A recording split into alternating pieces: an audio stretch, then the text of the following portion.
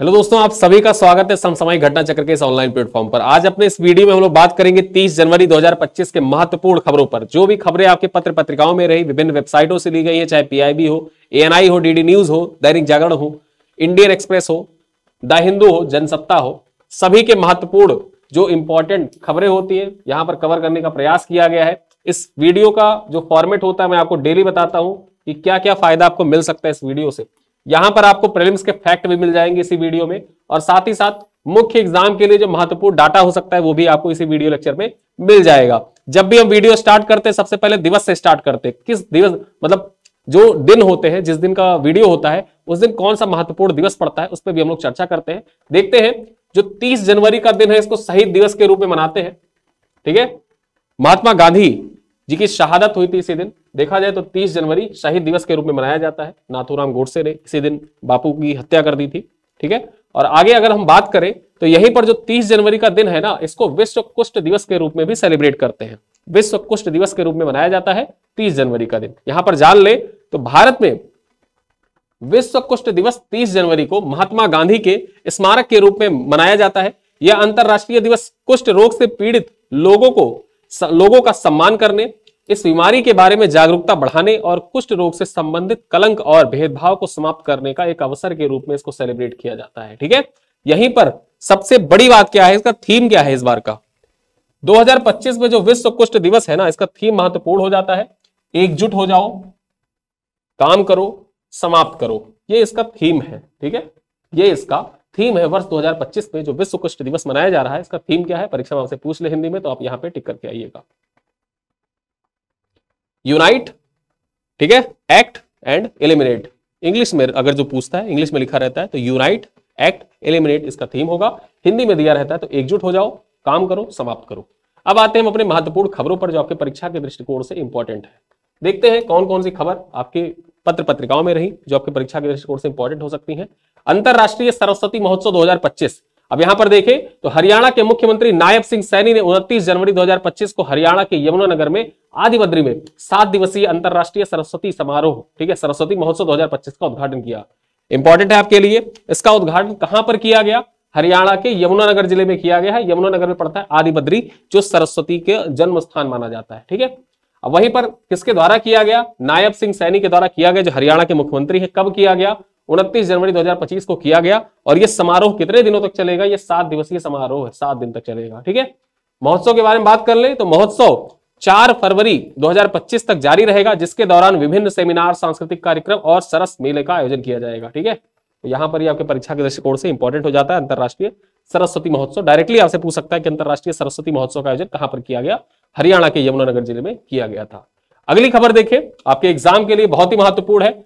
जैसा कि आप जानते हैं कि डोनाल्ड ट्रंप आए तो एक के बाद एक एग्जीक्यूटिव ऑर्डर साइन करते चले गए। जैसे जो माउंट डेनाली था, माउंट डेनाली का नाम बदल के उन्होंने एक ही झटके में एक एग्जीक्यूटिव ऑर्डर साइन किया, और उसके बाद माउंट डेनाली का नाम परिवर्तित होकर क्या हो गया, माउंट मैकिनले हो गया। ठीक है, 2015 में माउंट मैकिनले को माउंट डेनाली के नाम से जाना स्टार्ट किया गया था, लेकिन 2015 के बाद से एक बार फिर देखा जाए तो माउंट डेनाली जो था, जो उत्तरी अमेरिका की सबसे ऊंची चोटी है, अलास्का में पड़ती है, उस अलास्का की सबसे ऊंची चोटी जो माउंट डेनाली के नाम से जाना जाता था, उसका नाम फिर से डोनाल्ड ट्रंप आते ही एग्जीक्यूटिव ऑर्डर में एक साइन के बाद उसका नाम परिवर्तित करके माउंट मैकिनले कर देते हैं। उसी प्रकार देखा जाए जिसको आप अभी तक गल्फ ऑफ मैक्सिको के नाम से जानते थे, वो गल्फ ऑफ मैक्सिको अब गल्फ ऑफ अमेरिका कहलाएगा, और गूगल मैप पर दर्शाना भी स्टार्ट कर दिया है। देखें यहां पर खबर क्या है, गूगल मैप ने गल्फ ऑफ मैक्सिको का नाम गल्फ ऑफ अमेरिका करने की पुष्टि की है, लेकिन यह बदलाव सिर्फ अमेरिका में ही लागू होगा। खास बात क्या है कि गूगल मैप जो है, जब आप गूगल मैप में अगर जो अमेरिका में सर्च करेंगे तो जो गल्फ ऑफ मैक्सिको था वो आप gulf of Mexico, gulf of America के नाम से जाना जाएगा। यह बदलाव सिर्फ अमेरिका में लागू होगा। मैक्सिको में यह नाम गल्फ ऑफ मैक्सिको ही रहेगा, मतलब अगर आप मैक्सिको में रहकर सर्च कर रहे हैं तो गल्फ ऑफ मैक्सिको ही दिखेगा। ठीक है, जबकि अन्य देशों से आप सर्च करेंगे तो दोनों नाम दिखाई देगा, मतलब गल्फ ऑफ मैक्सिको भी दिखाई देगा, गल्फ ऑफ अमेरिका भी दिखाई देगा। अब यहां पर आप देख सकते हैं हिपोक्रेसी। ठीक है, चलो, तो ये थी आपके परीक्षा के दृष्टिकोण से इंपॉर्टेंट खबर। एग्जाम में डायरेक्टली पूछा जा सकता है कि गल्फ ऑफ मैक्सिको का नाम परिवर्तित करके क्या कर दिया गया, गल्फ ऑफ अमेरिका कर दिया गया है। अगली खबर देखें, यूएई ने 2025 को समुदाय का वर्ष घोषित किया है। वर्ष 2025 जो है ना, इसको यूएई के द्वारा समुदाय का वर्ष यानी कि ईयर ऑफ कम्युनिटी घोषित किया गया है। यहां पर परीक्षा के दृष्टिकोण से इंपॉर्टेंट हो जाता है।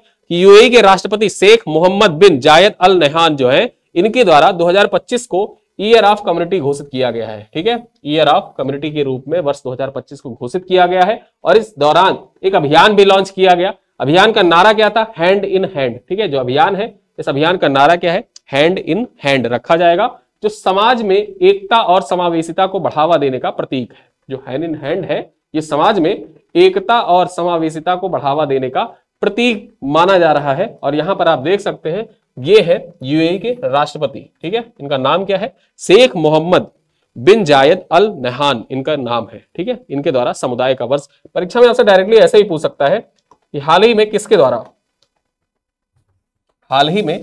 किसके द्वारा वर्ष 2025 को ईयर ऑफ कम्युनिटी या समुदाय का वर्ष घोषित किया गया है। 4 ऑप्शन दे देगा, WHO, UN, अमेरिका या यूएई। ठीक है, तो वहां पर सही ऑप्शन क्या हो जाएगा? समुदाय का वर्ष किसने घोषित किया है? यूएई ने घोषित किया है। यह आपके परीक्षा के दृष्टिकोण से मोस्ट इंपॉर्टेंट है। ऐसे जो दिवस होते हैं ना, जो वर्ष होते हैं, ईयर होते हैं, दिवस होते हैं, ये सब परीक्षा में घुमा के आपसे पूछता ही है, डायरेक्टली पूछ लेता है, इस वजह से याद रखना। अगली खबर देखें, डिब्रूगढ़ असम की दूसरी राजधानी। अभी आप जानते हैं जो असम की राजधानी है गुवाहाटी है, लेकिन गुवाहाटी के बाद में अगर जो देखा जाए तो डिब्रूगढ़ होगा, यह असम की दूसरी राजधानी होगी। अब यहां पर देखा जाए तो असम सरकार का यह कदम प्रशासनिक विकेंद्रीकरण की दिशा में एक महत्वपूर्ण निर्णय है। मतलब कहा जा रहा है कि असम सरकार ने जो निर्णय लिया है, जो डिब्रूगढ़ है, इसको दूसरी राजधानी बनाने का, यह प्रशासनिक विकेंद्रीकरण के दृष्टिकोण से बहुत ही महत्वपूर्ण है। डिब्रूगढ़ को दूसरी राजधानी बनाने से पूर्वी असम के विकास की गति मिलेगी और क्षेत्रीय संतुलन स्थापित होगा। ठीक है, अगर जो आप गुवाहाटी देखें, ठीक है, असम का एरिया अगर जो आप देखें तो असम का एरिया कुछ इस तरीके से पड़ता है, और गुवाहाटी यहां इस क्षेत्र में पड़ता है। तो यहां जो ये क्षेत्र है ना, ये अछूता रह जाता है, ज्यादातर विकास की दौड़ में पीछा रह जाता है। लेकिन जब डिब्रूगढ़ राजधानी हो जाएगी दूसरी, तो डिब्रूगढ़ ऐसे यहां पे पड़ता है, तो डिब्रूगढ़ की राजधानी, जब डिब्रूगढ़ असम की दूसरी राजधानी बनेगी, उससे क्या होगा कि पूर्वी असम का भी विकास होगा और क्षेत्रीय संतुलन भी स्थापित होगा। वही बात यहां पे कही जा रही है कि डिब्रूगढ़ को दूसरी राजधानी बनाने से पूर्वी असम के विकास को गति मिलेगी, साथ ही साथ क्षेत्रीय संतुलन भी स्थापित होगा। आगे बात करें, तेजपुर को सांस्कृतिक राजधानी और सिलचर में सचिवालय स्थापित करने का निर्णय भी राज्य में समावेशी विकास को सुनिश्चित करेगा। अब यहां पर और निर्णय क्या क्या लिए गए हैं? डिब्रूगढ़ तो दूसरी राजधानी होगी ही होगी, साथ साथ जो तेजपुर है ना, ठीक है, तेजपुर, अब तेजपुर को सांस्कृतिक राजधानी के रूप में विकसित किया जाएगा। साथ ही साथ जो सिलचर है, यहां पर सचिवालय की स्थापना भी की जाएगी, सिलचर में सचिवालय स्थापित किया जाएगा। तो इससे होगा क्या? इस निर्णय के बाद राज्य का समावेशी विकास भी सुनिश्चित हो जाएगा। ठीक है, आगे बात करें, अब डिब्रूगढ़ को दूसरी राजधानी बनाने के संभावित लाभ क्या है? क्या लाभ होगा अगर जो कोई राजधानी या परिवर्तन, जैसे उत्तर प्रदेश है ना, तो उत्तर प्रदेश को अक्सर ये कहा जाता है कि 4 हिस्सों में डिवाइड कर दिया जाए, 5 हिस्सों में डिवाइड कर दिया जाए। क्या लाभ हो सकता है? ठीक है, तो यहां पर जब आप डिब्रूगढ़ के बारे में जानेंगे तो आप कुछ आइडिया मिल सकता है कि उत्तर प्रदेश के संदर्भ में अगर जो ऐसा कोई क्वेश्चन आता है तो वहां पे आप क्या संभावित लाभ लिख सकते हैं। देखिए, सबसे पहले तो प्रशासनिक संतुलन हेडिंग हो जाएगा आपका। प्रशासनिक संतुलन में क्या क्या चीजें हो सकती है? ब्रह्मपुत्र और बराक घाटी के बीच संतुलन बनेगा, जिससे पूरे राज्य में प्रशासनिक पहुंच बेहतर होगी। अब इसी को अगर जो उत्तर प्रदेश के संदर्भ में लिखना हो तो एक हेडिंग होगी प्रशासनिक संतुलन। ठीक है, जैसे पूर्वांचल का क्षेत्र है, पश्चिमांचल का क्षेत्र है, उसके बाद देखा जाए तो उत्तरी क्षेत्र है, और देखा जाए तो बुंदेलखंड का क्षेत्र है। जो लखनऊ है राजधानी होने के साथ, तो लखनऊ जब राजधानी है तो अगर जो देखा जाए तो सहारनपुर, मुरादाबाद से लखनऊ बहुत दूर पड़ जाता है। उसी की तरह अगर जो देखा जाए तो इधर अगर जो देखा जाए बुंदेलखंड क्षेत्र में, यहां से भी काफी दूरी पड़ती है। तो इसी कारण कहा जाता है अक्सर कि उत्तर प्रदेश का विभाजन कर दिया जाए। हालांकि देखा जाए तो प्रशासनिक संतुलन यहां पर स्थापित होगा। जो डिब्रूगढ़ के 2 राजधानियां बनेंगी, मतलब डिब्रूगढ़ जो है दूसरी राजधानी असम की बनेगी। इसी संदर्भ में आप यूपी को भी देख सकते हैं। सबसे पहला हेडिंग प्रशासनिक संतुलन।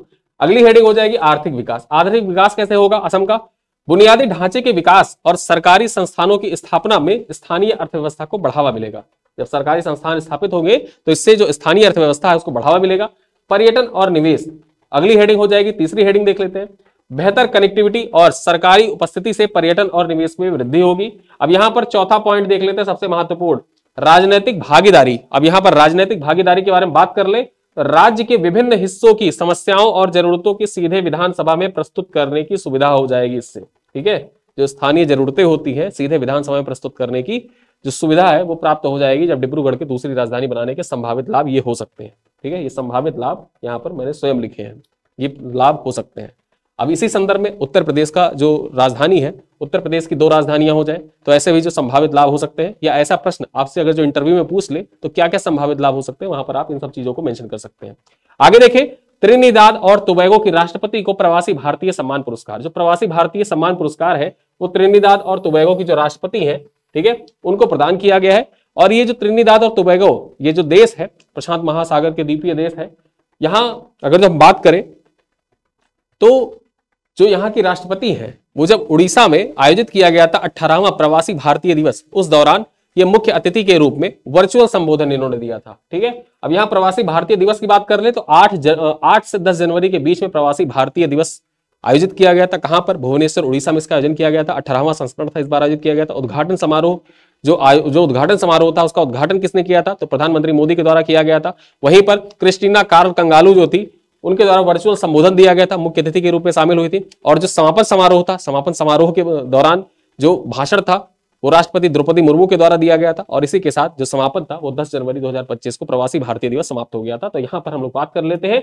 18 जनवरी 2025 को भुवनेश्वर उड़ीसा में आयोजित 18वें प्रवासी भारतीय दिवस सम्मेलन की मुख्य अतिथि रही त्रिनिदाद और टोबैगो की राष्ट्रपति क्रिस्टीना कार्ल कंगालू। प्रवासी भारतीय सम्मान पुरस्कार प्रदान किया गया है। सार्वजनिक सेवा एवं भारत को वैश्विक प्रतिष्ठा बढ़ाने में, ठीक है, भारत की वैश्विक प्रतिष्ठा बढ़ाने में योगदान के लिए उन्हें यह सम्मान से सम्मानित किया गया है। ठीक है, किस लिए सम्मानित किया गया है ये आप जाने रहिए। और ये कहां की राष्ट्रपति है? त्रिनिदाद और टोबैगो की राष्ट्रपति है। नाम क्या है? क्रिस्टीना कार्ला कंगालू इनका नाम है। 8 से 10 जनवरी 2025 के बीच में जो प्रवासी भारतीय दिवस हुआ था वहां पर मुख्य अतिथि के रूप में शामिल हुई थी। ठीक है, ये खबर हो गई। अगली खबर क्या है? भारत में 4 शहरों में परमाणु घड़ियां स्थापित, भारत की 4 शहरों में परमाणु घड़ियां स्थापित की गई हैं। देख लेते हैं 4 शहरों का नाम। अहमदाबाद, बेंगलुरु, ठीक है, भुवनेश्वर और गुवाहाटी। अहमदाबाद, बेंगलुरु, भुवनेश्वर, गुवाहाटी। यानी कि अगर राज्यों में देखा जाए तो गुजरात, कर्नाटक, उड़ीसा और असम में परमाणु घड़ियों की स्थापना एक बड़ी वैज्ञानिक एवं रणनीतिक उपलब्धि है। इन 4 शहरों में स्थापित किया गया है। आगे बात करें, इससे देश का खुद का सटीक समय नेटवर्क विकसित होगा। जैसा मैंने आपको बताया ना इसके पिछले वीडियो में, एक देश एक समय की बात मैंने की थी, उस तरीके से अगर जो देखा जाए तो पूरे देश में जो सटीक समय नेटवर्क है उसको स्थापित करने में इन परमाणु घड़ियों की बहुत ही महत्वपूर्ण भूमिका हो सकती है। ये परमाणु घड़ियां कुछ इस प्रकार से दिखती हैं, यहां पर आप देख सकते हैं। ठीक है, तो इससे देश के खुद के सटीक समय नेटवर्क विकसित करने में मदद मिलेगी जो कई महत्वपूर्ण क्षेत्रों में फायदेमंद होगा। ये पहल भारत को स्वदेशी समय और नेविगेशन क्षमता में आत्मनिर्भर बनाने की दिशा में एक बड़ा कदम है। ठीक है, जो नेविगेशन, जो इंडियन नेविगेशन सिस्टम है उसमें आत्मनिर्भर बनाने में जो भारत की परमाणु घड़ियां हैं ये बहुत ही महत्वपूर्ण कदम साबित हो सकती हैं। अब परियोजना के प्रमुख लाभ क्या होंगे? अब यहां पर 4-5 लाभ दे रखे हैं, वो लाभ भी देख लेते हैं। तो स्वदेशी समय प्रबंधन होगा। सबसे पहले देखते हैं क्या होगा इससे। स्वदेशी समय प्रबंधन होगा। भारत अपनी खुद की समय सेवा विकसित करेगा और विदेशी स्रोतों पर निर्भरता इससे कम होगी, जिससे आत्मनिर्भर भारत की ओर भी एक कदम बढ़ाया जा सकेगा। सटीक नेविगेशन सिस्टम, अब यहां पर देखा जाए तो इन घड़ियों को नाविक, जो इंडियन नेविगेशन सिस्टम है ना, नाविक, जैसे जीपीएस है तो जीपीएस की तरह ही नाविक है, नाविक प्रणाली से जोड़ा जाएगा, जिससे जीपीएस से भी अधिक सटीक नेविगेशन संभव होगा।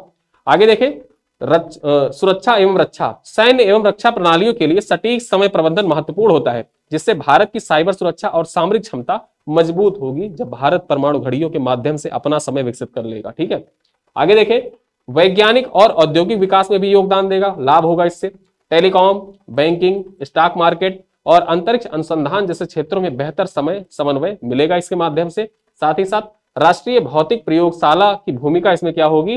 तो फरीदाबाद स्थित एनपीएल इस प्रणाली को एकीकृत करेगा, जिससे भारत के समय मापन में वैश्विक स्तर पर सटीकता आएगी। ठीक है, यहां पर देखा जाए तो जो परमाणु घड़ियां हैं, परमाणु घड़ियों के विकास में देखा जाए तो राष्ट्रीय भौतिक प्रयोगशाला की भूमिका क्या है? ये फरीदाबाद स्थित राष्ट्रीय भौतिक नेशनल फिजिकल लेबोरेटरी जो है इस प्रणाली को एकीकृत करेगा, इंटीग्रेट करेगा, जिससे भारत की समय मापन को वैश्विक स्तर पर सटीकता आएगी। ठीक है, तो ये कुछ संभावित लाभ है इस परियोजना के। आगे हम बात कर ले, अगली खबर क्या है? राष्ट्रपिता महात्मा गांधी के जीवन और विरासत पर विशेष प्रदर्शनी का उद्घाटन। ठीक है, और ये खबर कहां से ली गई है मैं आपको बता रहा हूं। जितने भी महत्वपूर्ण खबरें हैं विभिन्न पत्र पत्रिकाओं, वेबसाइट से ली गई है। ये खबर है डीडी न्यूज से। ठीक है, डीडी न्यूज से ये खबर ली गई है। क्या खबर है जान लेते हैं। भारतीय राष्ट्रीय अभिलेखागार और राष्ट्रीय गांधी संग्रहालय, भारतीय राष्ट्रीय फिल्म अभिलेखागार और प्रसार भारती अभिलेखागार के सहयोग से 30 जनवरी 2025 को शहीद दिवस के अवसर पर महात्मा की यात्रा, देखिए यहां पर ये है शीर्षक, किस शीर्षक पर इसका आयोजन किया जा रहा है, ये आपकी परीक्षा के दृष्टिकोण से इंपॉर्टेंट हो जाता है।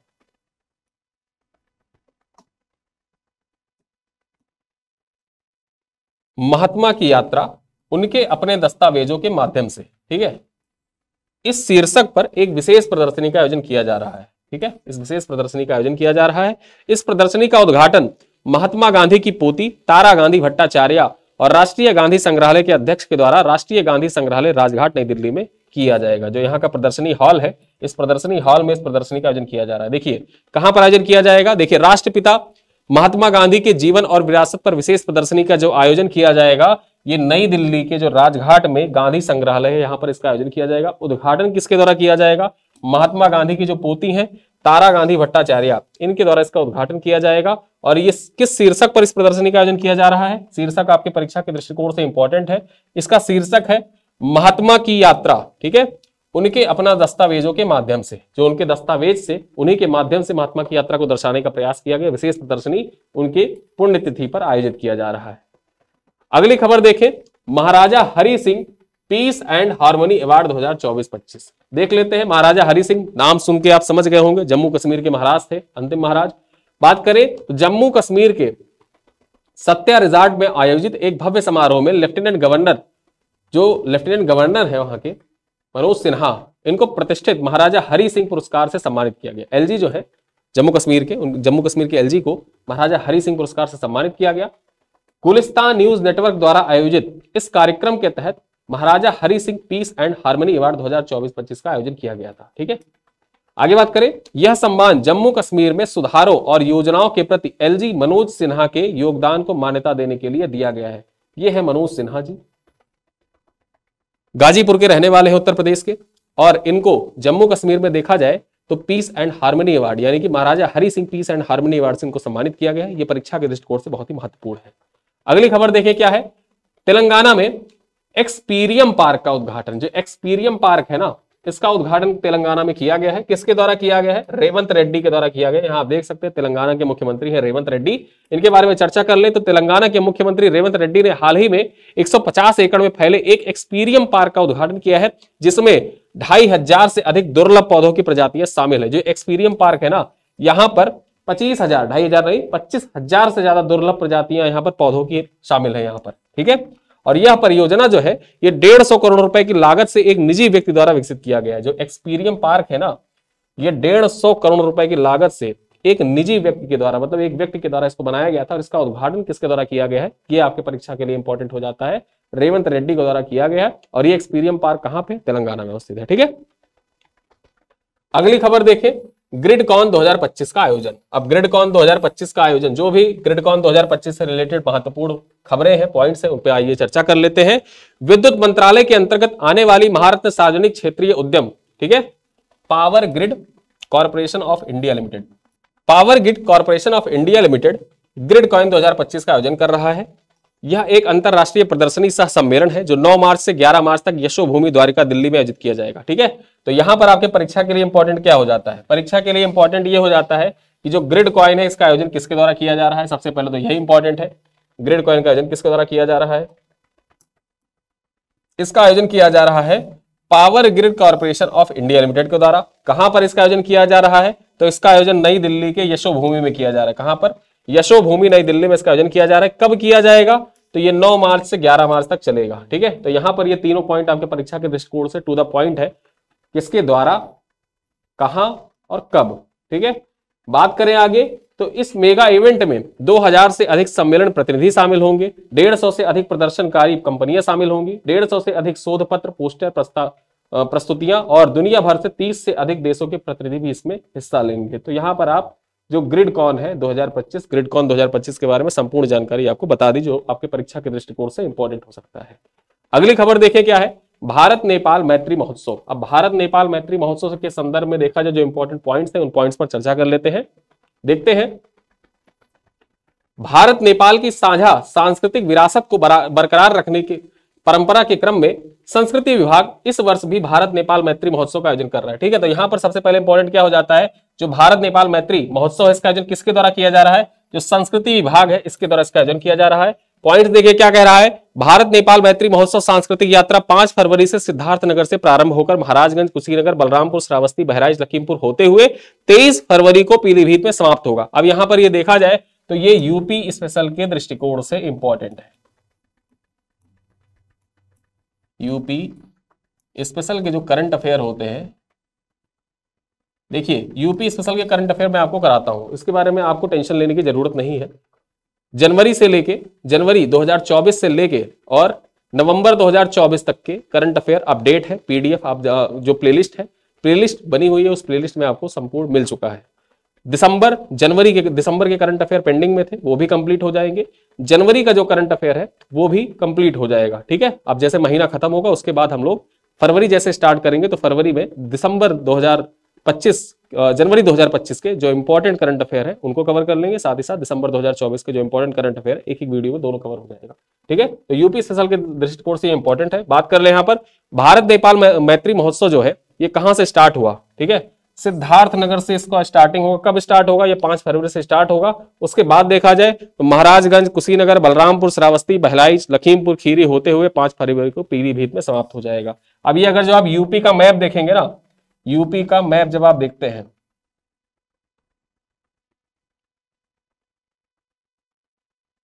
ठीक, अब यूपी का मैप मैंने अब बता दिया यहां पर। अब यूपी के मैप पे जो नेपाल से सटे हुए जिले हैं, ठीक है, कुशीनगर, महाराजगंज, बलरामपुर, श्रावस्ती, बहराइच, फिर लखीमपुर खीरी, पीलीभीत, ये जो जिले हैं इन्हीं जिलों में इसका आयोजन किया जाएगा। मैप के माध्यम से मैंने आपको दर्शा भी दिया, ठीक है। कहां से स्टार्ट होगा? सिद्धार्थनगर से ये स्टार्ट होगा और कहां खत्म होगा? पीलीभीत में जाके ये खत्म हो जाएगा। मैं यहाँ पे कलर चेंज कर दूं, एक जैसा हो गया, पीलीभीत में जाके खत्म हो जाएगा। महोत्सव में नेपाल और उत्तर प्रदेश के कलाकार संगीत, लोकगीत को नृत्य भी प्रस्तुत करेंगे। तो ये आपके परीक्षा के दृष्टिकोण से इंपॉर्टेंट हो जाता है।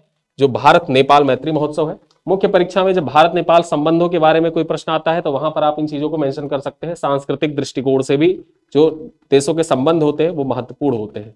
तो भारत नेपाल का सांस्कृतिक संबंध भी है, तो उस सांस्कृतिक संबंध को जब आप दर्शाएं तो इस दर्शाने के क्रम में इस चीज को आप दर्शा सकते हैं और वहां पर एक मैप भी बना सकते हैं कि यहाँ पर इसका आयोजन किया जाएगा। पीलीभीत, लखीमपुर खीरी, बहराइच, श्रावस्ती, बलरामपुर, फिर उसके बाद सिद्धार्थनगर, कुशीनगर, ठीक है। आगे बात करें, अगली खबर है दुधवा टाइगर रिजर्व में दिखा दुर्लभ ग्रे हेडेड ईगल। अब जो ग्रे हेडेड ईगल है ये कहां पर दिखा है? दुधवा टाइगर रिजर्व में दिखा है। इससे संबंधित जो इंपॉर्टेंट पॉइंट्स है आइए देख लेते हैं क्या आपके परीक्षा के दृष्टिकोण से इंपॉर्टेंट है। दुधवा टाइगर रिजर्व में खास प्रजाति के ईगल देखा गया है। ग्रे हेडेड नाम से इस ईगल को दुधवा की टीम में कैमरे में कैद किया गया है। अब इस प्रजाति के कुनबे, भोजन और श्रृंखला आवास का अध्ययन कर रिपोर्ट बनाई जाएगी। यहां पर खास बात क्या है कि ग्रे हेडेड ईगल को किस नाम से जाना जाता है? अन्य नाम जो है इसका फिश ईगल है। जो ग्रे हेडेड ईगल है यहां पर आप देख सकते हैं ये है ग्रे हेडेड ईगल। इसको अन्य किस नाम से जाना जाता है? फिश ईगल के नाम से इसको जाना जाता है, ठीक है।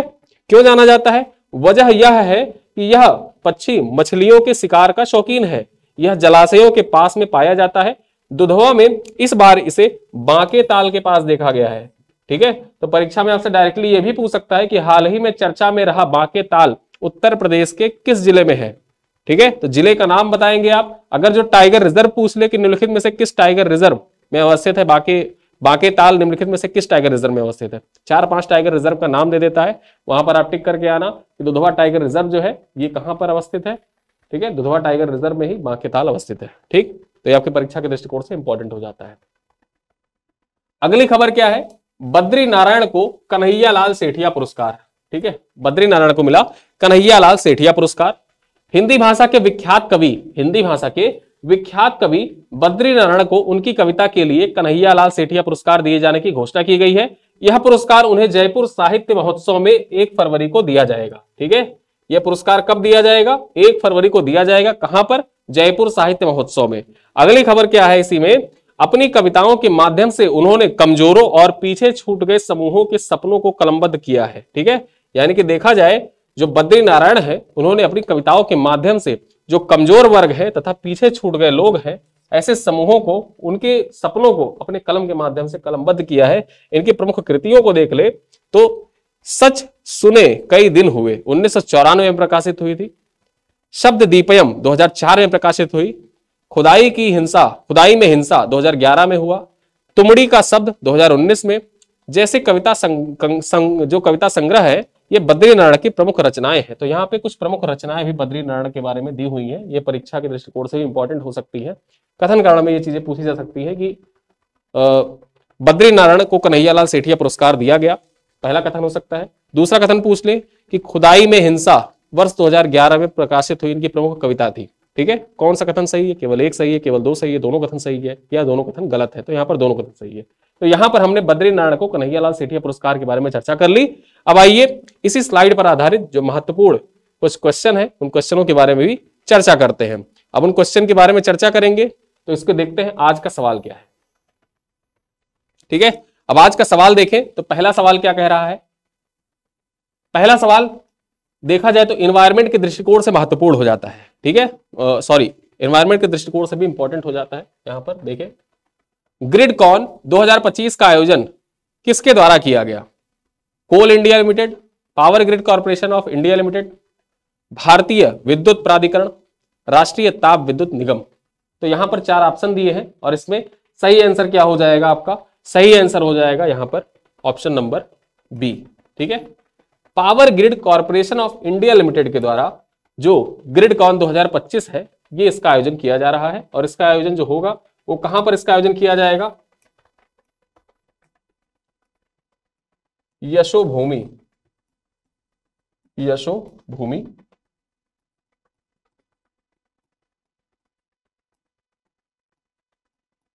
नई दिल्ली में इसका आयोजन किया जाएगा। कब? मार्च महीने में।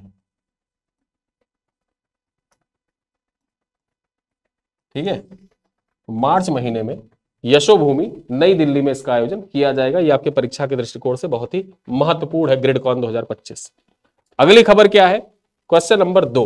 ठीक है, क्वेश्चन नंबर 2, यहां पर मैंने इसको हाथ से लिखा है, देखिएगा, मैं बोल दे रहा हूं, समझ में आ जाएगा आपको।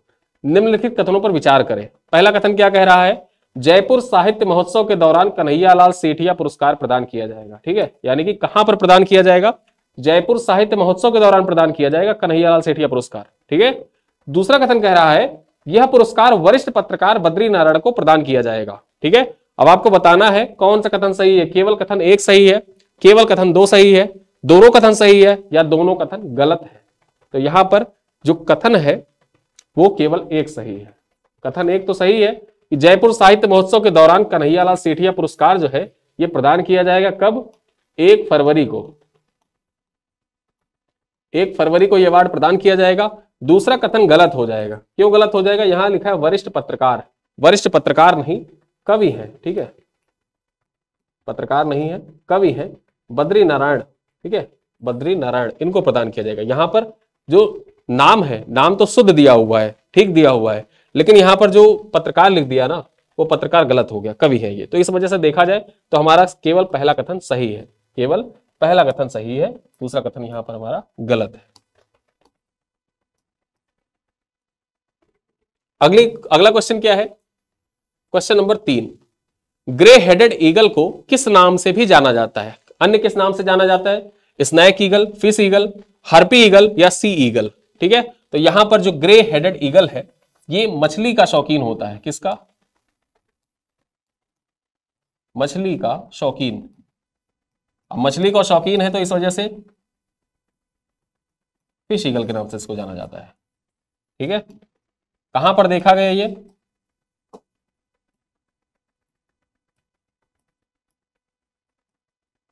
दुधवा टाइगर रिजर्व, जो दुधवा टाइगर रिजर्व है वहां पर इसको देखा गया। ठीक है, कहां पर? दुधवा टाइगर रिजर्व में बांका झील है। ठीक है, बांका झील, उसी बांका झील के पास में इसको देखा गया था। तो इस वजह से देखा जाए यहां पर हमारा कौन सा ऑप्शन सही हो जाएगा? ऑप्शन बी सही हो जाएगा, फिश ईगल। अगला क्वेश्चन क्या कह रहा है? क्वेश्चन नंबर 4 कह रहा है निम्नलिखित में से कौन सा कथन सही है? Maharaja Hari Singh peace and harmony award 2024-25 से जम्मू कश्मीर के राज्यपाल मनोज सिन्हा को सम्मानित किया गया। यह पुरस्कार गुलिस्तान न्यूज नेटवर्क द्वारा आयोजित किया गया था। अब यहां पर देखिए लिखा क्या है? जम्मू कश्मीर के राज्यपाल मनोज सिन्हा को सम्मानित किया गया। ठीक है, अगला कथन कह रहा है यह पुरस्कार गुलिस्तान न्यूज नेटवर्क के द्वारा आयोजित किया गया था। पुरस्कार समारोह जो था गुलिस्तान न्यूज नेटवर्क के द्वारा आयोजित किया गया था। आपको बताना है केवल कथन एक सही है, केवल कथन 2 सही है, दोनों कथन सही है, ना तो कथन 1 सही है ना ही कथन 2 सही है। ठीक है, अब यहां पर ध्यान दिमाग लगा के बताइएगा, इसका आंसर करिएगा। आधे से ज्यादा लोग इसका आंसर गलत करेंगे, इसी वजह से मैं ये क्वेश्चन आपके लिए छोड़ रहा हूं। अगला क्वेश्चन क्या है, क्वेश्चन नंबर 5, निम्नलिखित में से कौन सा कथन सत्य है। हरियाणा के मुख्यमंत्री नायब सिंह सैनी ने 29 जनवरी 2025 को यमुनानगर जिले के आदिबद्री में अंतरराष्ट्रीय सरस्वती महोत्सव 2025 का उद्घाटन किया। यह महोत्सव 10 फरवरी 2025 तक चलेगा, जिसमें विभिन्न सेमिनार, सांस्कृतिक कार्यक्रम और सरस मेला आयोजित किया जाएगा। आप कूट के माध्यम से बताना है कौन सा आंसर सही है। केवल कथन 1 सत्य है, केवल कथन 2 सत्य है, दोनों कथन सत्य है या दोनों कथन असत्य है। ठीक है, तो यहां पर देखा जाए 5 क्वेश्चन थे, जिनमें से 3 प्रश्न मैंने सॉल्व करवा दिए, 2 प्रश्न आपके लिए है जिनका जवाब आपको कमेंट बॉक्स में देना है। ठीक है, और इन प्रश्नों का उत्तर आप जरूर से दिया करिए। जो प्रश्न यहां पर पूछे जाते हैं, आप लोगों के कमेंट आते हैं कि सर एमसीक्यू करवाया करिए, तो स्लाइड में तो हम कंटेंट पढ़ लेते हैं, लास्ट में 5-6 क्वेश्चन जो होते हैं ये आपके परीक्षा के दृष्टिकोण से बहुत ही महत्वपूर्ण होते हैं और उसी वीडियो पर आधारित होते हैं। इस वजह से इन क्वेश्चनों को जरूर अटेम्प्ट किया करिए। आपका हमेशा क्वेरी रहता था कि सर क्वेश्चन के आंसर जो होते हैं वो अगले वीडियो में आप बता दिया करिए। तो देखिए आपसे यही करेंगे कि लगभग 2-3 क्वेश्चन, जैसे 5 क्वेश्चन है तो 5 क्वेश्चन में से 3 क्वेश्चन मैं यहीं पर सॉल्व करा दिया करूंगा, 2 क्वेश्चन कमेंट बॉक्स में आपके लिए होगा। इससे जो इंटरेक्शन है वो लगातार बना रहेगा, आप भी उत्तर देंगे, हम भी उत्तर देंगे। हम तो पढ़ा ही रहे कंटेंट, हमारा काम है आपके सामने अच्छे कंटेंट प्रेजेंट करना। वीडियो कैसा लगा बताइएगा जरूर कमेंट बॉक्स में। अपने कोई फीडबैक होगा, कोई क्वेरी होगी तो आप लिख सकते हैं। जुड़े रहिए। और इसी के साथ अनाउंसमेंट ये है कि घटना चक्र लेकर आया है आप सभी के लिए नवधारा बैच। नवधारा बैच आरओ जो री एग्जाम है उसके लिए डेडिकेटेड है। इस वीडियो लेक्चर जो सीरीज है, इस वीडियो लेक्चर सीरीज में हम लोग क्या करेंगे, जो आपका पूरा आरओ का सिलेबस है, एक क्रैश कोर्स की तरह पूरा कंप्लीट कवरेज है वीडियो लेक्चर के माध्यम से। इस सीरीज में आपको क्या क्या मिलेगा मैं आपको बता देता हूं। इस सीरीज में आपको मिलेगा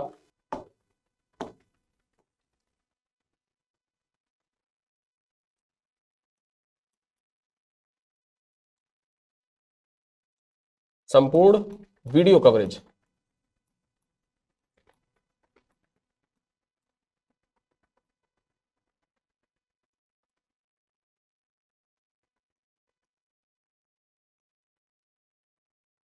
टू द पॉइंट नोट्स आपको मिलेंगे।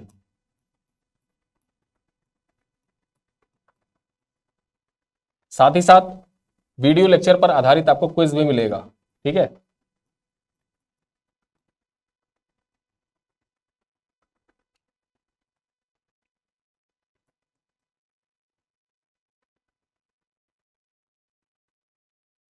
ठीक है। इसके साथ साथ आपको दृष्टि प्लस जी का प्लस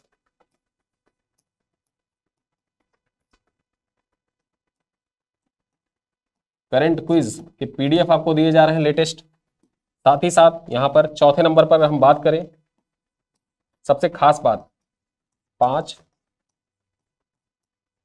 फुल लेंथ टेस्ट आपको प्रदान किया जाएगा, जो 200 मार्क्स के जैसा नया पैटर्न है, नए पैटर्न पे आपको प्रदान किए जाएंगे। GS plus Hindi. ठीक है, इसके साथ ही साथ देखा जाए जनगणना, यूपी स्पेशल, साथ ही साथ योजना, कृषि और कंप्यूटर के विशेष क्विज यहां पर दिए जाएंगे। और साथ ही साथ आपको इसी में मिलेगा क्विक रिवीजन सीरीज के video, quick revision series video. इतनी चीजें हम आपको दे रहे हैं और ये पैकेज मात्र कितने में है, मात्र 999 रुपए में है। यहां पर खास बात यह है कि आपके पास अगर आपने पहले कभी घटना चक्र के प्लेटफॉर्म से कोई चीज आपने परचेज की है, आपके पास कूपन कोड है, तो आप उस कूपन कोड का भी यूज कर सकते हैं। और उस कूपन कोड का जब आप यूज करेंगे तो ये दाम आपका घट जाएगा, ये मूल्य आपका घट जाएगा। इतनी सारी चीजों को ध्यान में रखते हुए अगर जो देखा जाए तो नाम मात्र का ही शुल्क है। नाम मात्र के शुल्क में आपको बहुत सी चीजें आपको मिल रही हैं।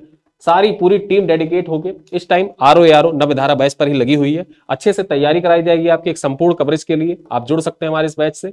यहाँ डिस्क्रिप्शन में एक लिंक डाल दिया जाएगा जिससे आप कम्युनिटी में भी जुड़ सकते हैं और साथ ही साथ क्वेरी आपका कोई होगा तो वही कम्युनिटी में आप पूछ सकते हैं। डिस्क्रिप्शन में एक लिंक दिया हुआ है, वहां पर आप जाके कम्युनिटी ज्वाइन कर लीजिए। साथ ही साथ जो कुछ आपका वैसा कोई क्वेरी हो, आप कॉल करना चाहते हैं तो एक नंबर दिया हुआ है कमेंट बॉक्स में, आप वहां पे जाके आप कॉल कर सकते हैं, आपको इस बारे में संपूर्ण जानकारी मिल जाएगी। ठीक है, तो इसी के साथ मैं अपना ये वीडियो यहां पर समाप्त करता हूं। मिलते हैं अगले वीडियो में, तब तक के लिए धन्यवाद।